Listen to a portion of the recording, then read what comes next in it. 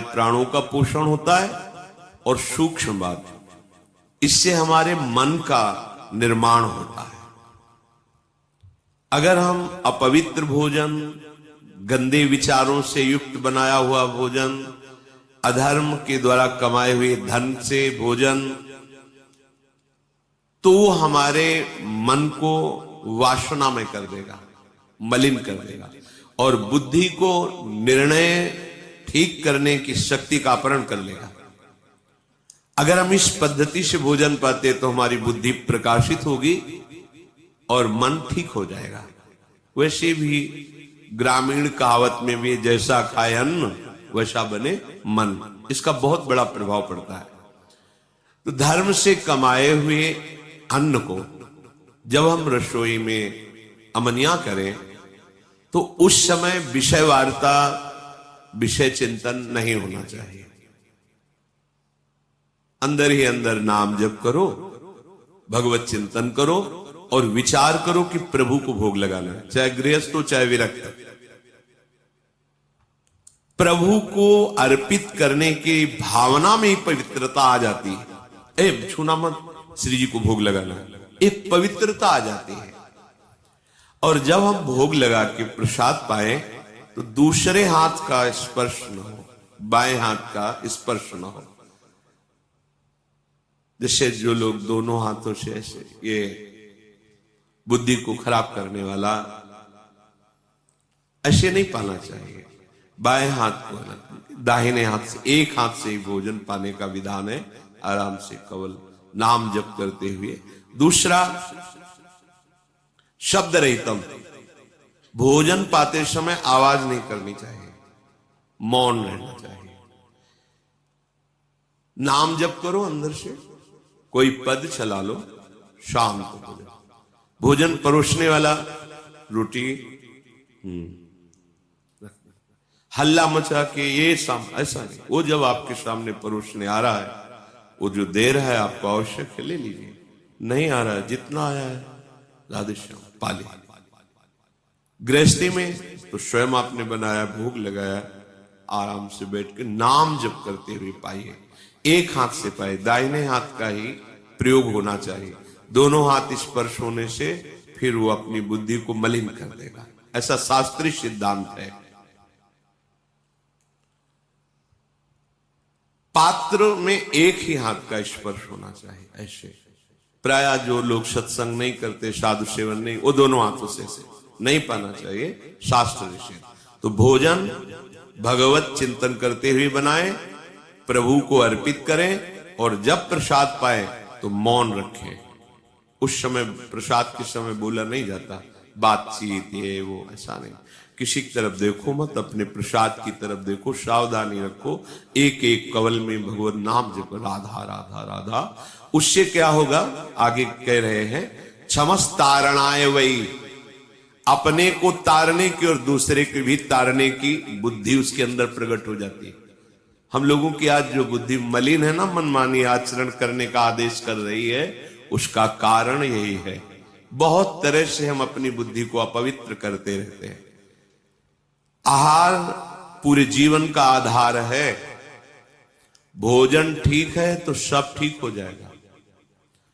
भोजन धर्म युक्त कमाए हुए धन से भगवत चिंतन करते हुए, रसोई में अमनिया करके, भगवत अर्पित करके, प्रसाद स्वरूप मौन धारण करते हुए, नाम जप करते हुए प्रसाद को एक हाथ से पाना।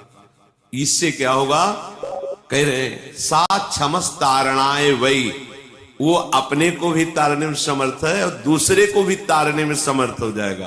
क्या होगा, उसकी बुद्धि भगवत परायण हो जाएगी। और इसके विपरीत जूता पहने हैं। अब जैसे आप समय देखो कलयुग का, आप जैसे भोजनालय में कहीं, जिन्हें होटल आदि कहते हैं, वहां पाने गए तो आप जूता थोड़ी उतारते हैं, हाथ थोड़ी धोते हैं, कुल्ला थोड़ी करते हैं, पशुवत आचरण। ऐसे ही जूता पहने हुए, ऐसे क्या कैसा बना हुआ है, कोई निर्णय नहीं, तो बुद्धि कहां जा रही है? देखो ना, केवल धर्माचरण की तरफ बुद्धि जा रही है। शास्त्र युक्त, इंद्रियां शांत, भगवत चिंतन परायण, धर्म युक्त चेष्टा, ये सब केवल कहने में रह जाती, जीवन में आचरण में नहीं आ पाती, क्योंकि आहार विहार ही ठीक नहीं है। यही मूल है। बड़े बड़ी पवित्र बुद्धियों को भी आहार दूषित जाने पर भ्रष्ट आचरण हो गया। आहार बहुत बड़ा बल रखता है। महाराज युधिष्ठिर को श्री मार्कंडेय जी उपदेश करते हैं।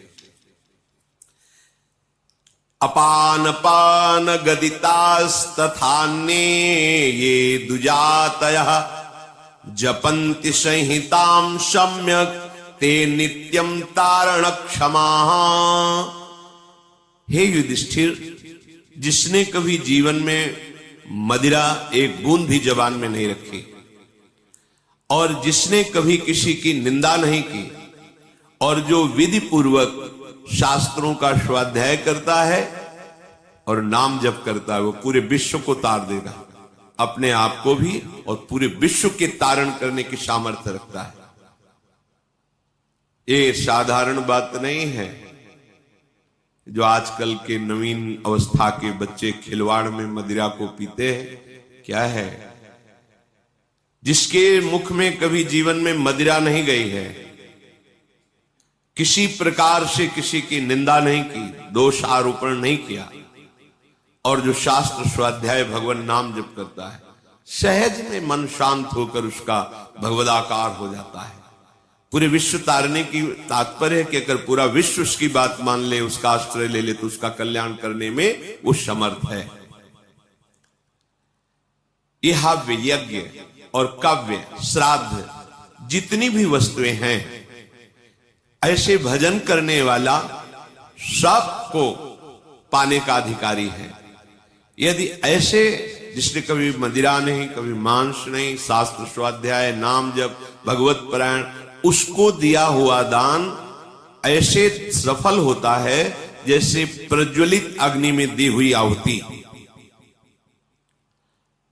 साधु को कभी किसी अस्त्र से किसी पर प्रहार करने की जरूरत नहीं होती।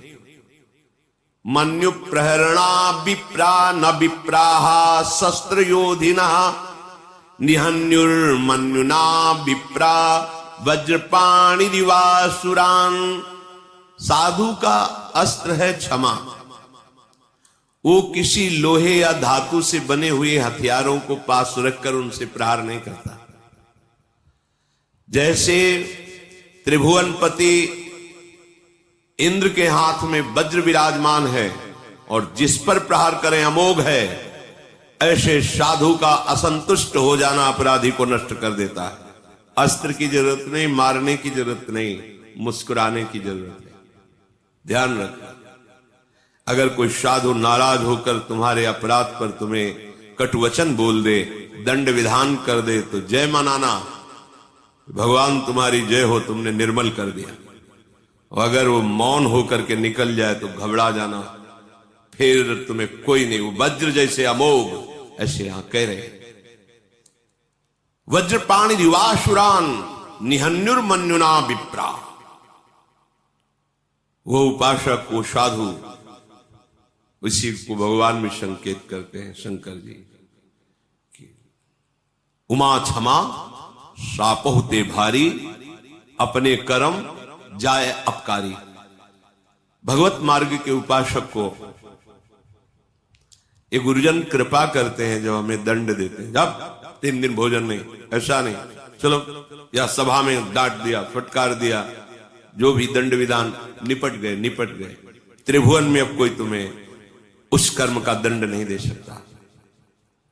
भारी से भारी अपराध को 2 शब्दों में खत्म कर दिए। अगर वो मौन हो गए और उसके विषय में कुछ नहीं बोला, शांत रह गए, तो ये अब अमोघ वज्र है, अब इसे तुम नहीं झेल पाओगे। समय आने पर वो जो अपना प्रभाव प्रकाशित करेगा, नष्ट हो जाएगा। ये जैसे पापाचरण करते हैं और वर्तमान में खुशी नजर आते हैं ना, तो इसका तात्पर्य होता है जो सुकृत उनको आगे बचाने वाले थे उनको भेजा जाता है, क्योंकि अपराध भयानक बन रहा है, सुकृत पहले नष्ट किए जा रहे, जाओ फटाफट खत्म हो। अब उसको लगता है मैंने सब कुछ किया, कुछ नहीं बिगड़ा ना, अब वर्तमान का भयानक अपराध जब उन सुकृतों का नाश कर देगा, फिर इसके बाद जब उसका प्रोसेस शुरू होगा,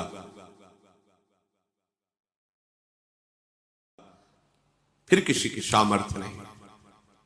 जो इस रहस्य को नहीं जानते उसे कहते सावधान रहो, सावधान, तुम्हें पता नहीं ये बहुत प्रबल कर्म है जो नष्ट ही कर देगा, और कितने युग तक ये चलता रहेगा नष्ट करने के लिए, इसका कोई प्रमाण नहीं है।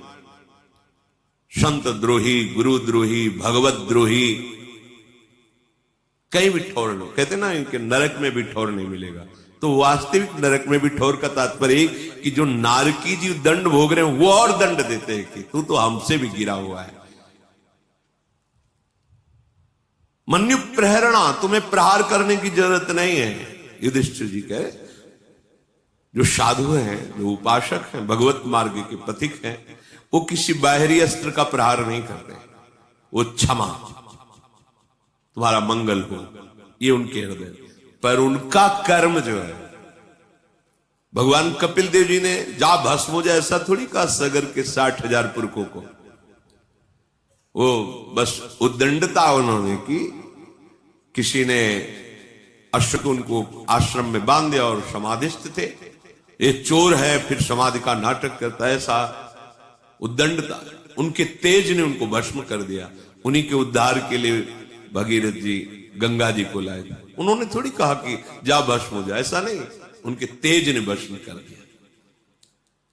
कभी भी किसी उपासक को, साधु को, भगवत मार्ग के पथिक को जैसे कोई अवहेलना, अनादर, कपट, छल, अपराध करता है, भयंकर पीड़ा पहुंचाता है हृदय की या शरीर की, शांत रहो, राधा राधा राधा, स्वामिनी जी जैसा विधान करे हमें ये मानना है कि हमारा कोई पवित्र विधान किया जा रहा है, मंगल, हमें चुपचाप सह जाना है। ये तुम्हारा सह जाना वज्रपाणि रिवासुरान, जैसे देवराज इंद्र के द्वारा चलाया हुआ वज्र अमोघ है, जिस पर गिरेगा, पहाड़ पे गिरे तो धूल बना के फेंक दे, वज्र का ऐसा प्रभाव है। ऐसे ही वो तुम्हारा क्षमा, तुम्हारा मंगल साप होते भारी। हम ये अंदर से चाहें भी ना कि उसको कष्ट मिले। मंगल, भगवान तुम्हारा मंगल करें, श्री जी मंगल करें, बस तुम्हारे हृदय में यही होना चाहिए। साधु का अस्त्र शस्त्र उसका क्षमा है। हे युधिष्ठिर, अब क्या जानना चाहते हो? किम तच्छौचम भवेदेन विप्रः शुद्धा सदा भवेत् तदिच्छामि महाप्राज्ञ श्रोतुम धर्म भृतांबर। हे महाप्राज्ञ, हे महर्षि, मैं जानना चाहता हूं कि पवित्रता किसे कहते हैं और उपासक हर समय कैसे पवित्र रह सकता है। ऐसा रहे तो पवित्र कहा जाएगा।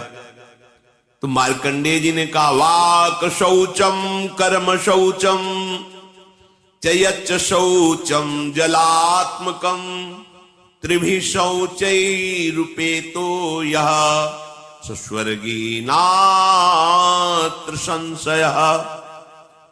हे युधिष्ठिर, 3 प्रकार का पवित्रता का स्वरूप वर्णन किया गया है।